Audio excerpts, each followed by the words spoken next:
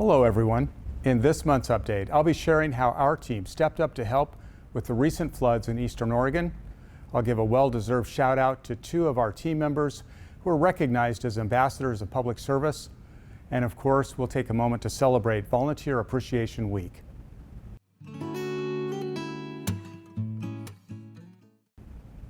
Let's start out in Southeast Oregon, where there was a lot of flooding earlier this month. When the water started rising, our DOC crews jumped in to help, working side by side with the National Guard. DOC drivers Dave Peterson and John Struble delivered more than 87,000 sandbags to Harney County and another 20,000 to support the Burns-Paiute tribe. We also sent out several 10-person work crews from Snake River and the Warner Creek facilities. Approximately 70 adults in custody worked hard, placing sandbags to prevent even more damage from the flooding.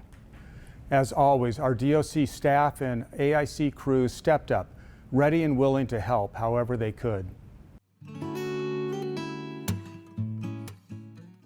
April is a time when we recognize the power of volunteer service.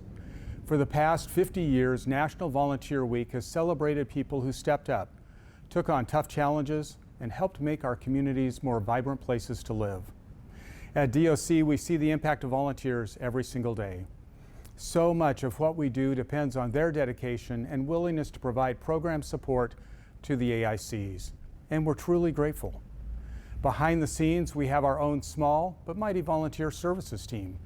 They make sure everything runs smoothly and that our volunteers feel supported and valued.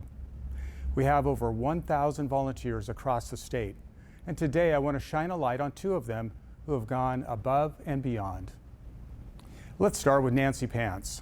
She's the Executive Director of Opportunity Oregon, a nonprofit that helps people who are transitioning out of incarceration find meaningful jobs.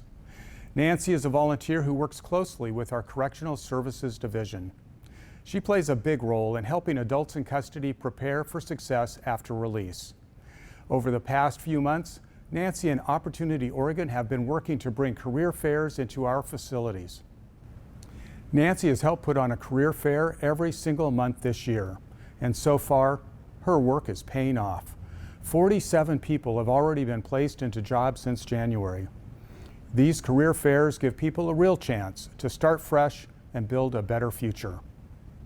Another amazing program we're proud to highlight is JLAD. That's short for Joys of Living Assistance Dogs. They're a nonprofit that raises and trains our canine friends in service roles. The program is led by Joy St. Peter, a longtime volunteer and passionate advocate.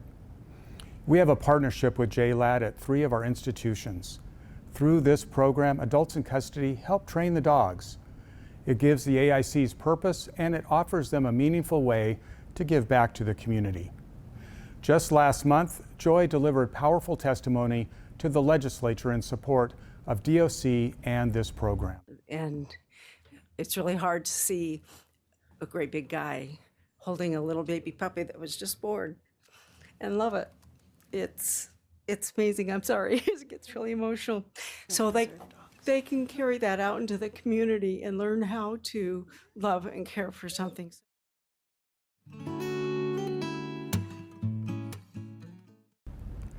This month, I also want to take a moment to recognize 2 members of our team who will be honored by the state as ambassadors of public service. This year, they both came from the Correctional Services Division. And as our ambassadors, they've been invited to a special reception with Governor Kotek at Mahonia Hall on May 8th. First is Amy Bertrand, our Administrator for Reentry and Release. Amy's work helps adults in custody successfully transition back into their communities. She knows that successful reentry takes teamwork, and she brings people together from across the state and county agencies, nonprofits, and local organizations to make that happen. Thanks to her partnerships with groups like Opportunity Oregon, East Cascade Works, Oregon Workforce Partnership, and the Oregon Employment Department, more AICs are getting connected with the support they need.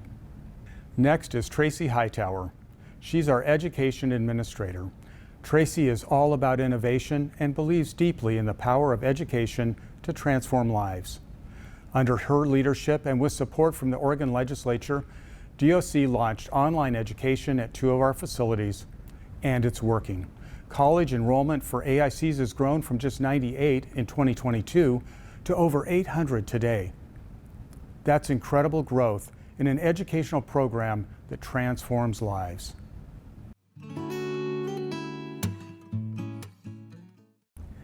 Next month, we'll be celebrating National Corrections Employees Week.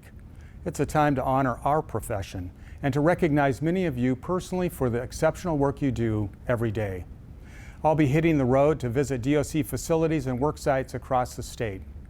I'm looking forward to the celebrations and spending time with the dedicated staff who make the great work possible. I hope to see many of you in my travels. Until then, take care and thank you for everything you do.